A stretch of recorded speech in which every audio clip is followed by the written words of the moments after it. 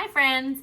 Okay, today I'm going to show you 10 essential items for homeschooling, but it's going to be different than what you think. I'm not talking about standard like pencils and crayons and curriculum. These are kind of out of the box items, but I use them with all of my kids and they're kind of fun, I think. All right, here we go.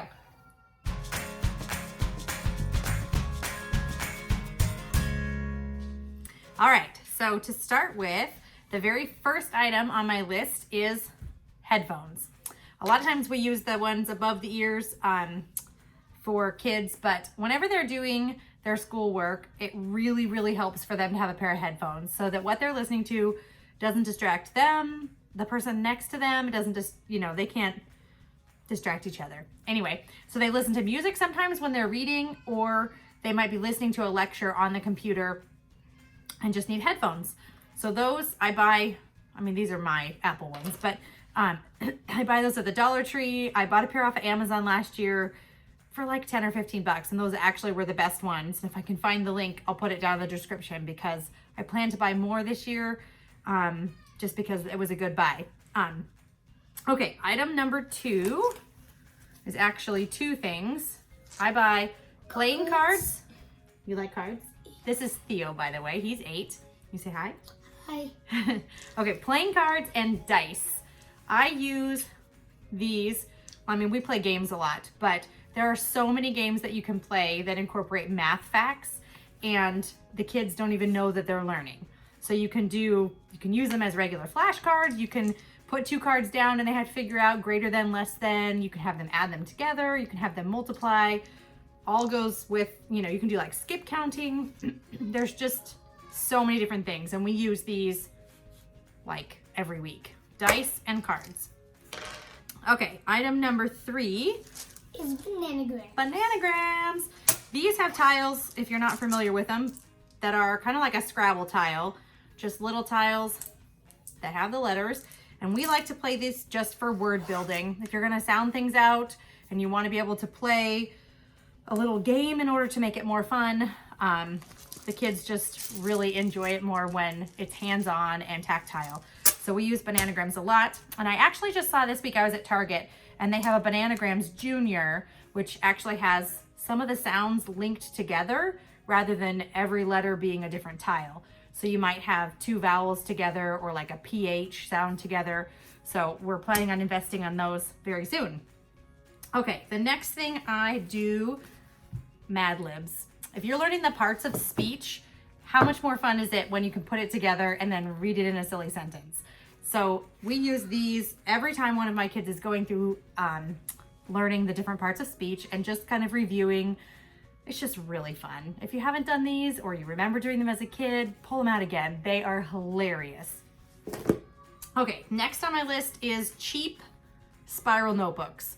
I buy these when they're like 15 or 20 cents, and I buy like a case of them. We use these, just scratch paper for their math, writing their dictation, their sentence words or their spelling words, writing down their assignments.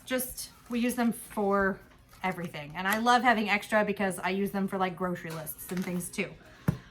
Okay, the next thing that's gonna seem a little like, what does this have to do with homeschooling? Paper plates.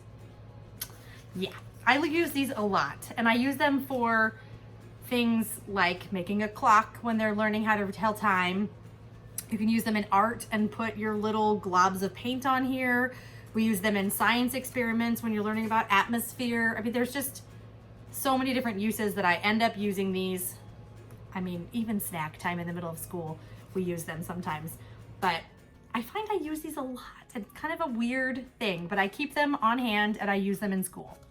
Okay, then I have busy items, things that I do with my toddlers and early like preschool kids, is always having a lot of activities that are hands-on that they can play with, that just kind of keep them busy when mom is teaching somebody else. So things like magnets that kind of just click together and they can play with them.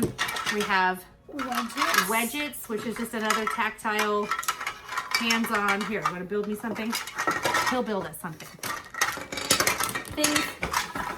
Another busy item would be like a floor puzzle, something they could just kind of sit down next to us and spend some time. Getting some things, some energy out, things that they can do that they're like using their brain and being creative, and they're not sitting next to me going, mom, mom, mom, mom all the time. Okay, so the next one is kind of silly to have on my homeschool list, but coffee.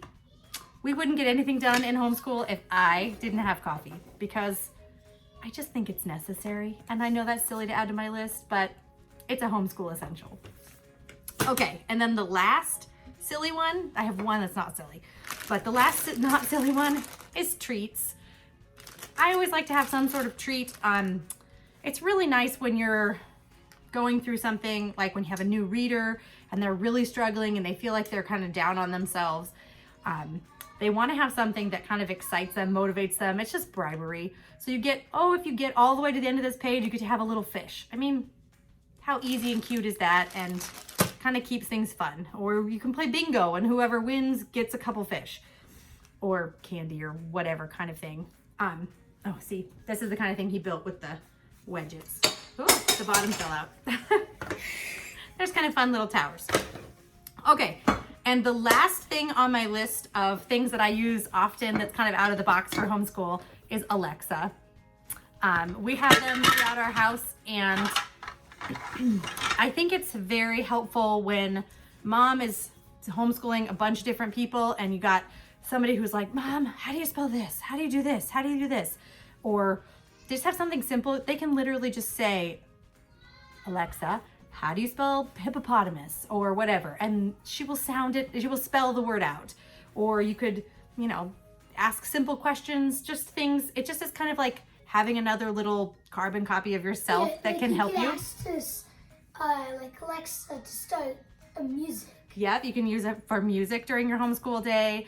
You could ask for facts if you're trying to double check something like, what year was that person president? You could just ask instead of having to search in Google, get your computer out, all that during the day. So I find that very helpful. All right, well, those are my fun 10 kind of out of the box homeschool things that we use very often for this large family. Let me know in the comments if you have anything that you can think of that you guys use in your homeschool that's not your typical books, pencils, curriculum, art supplies, just kind of out of the box stuff. Let me know.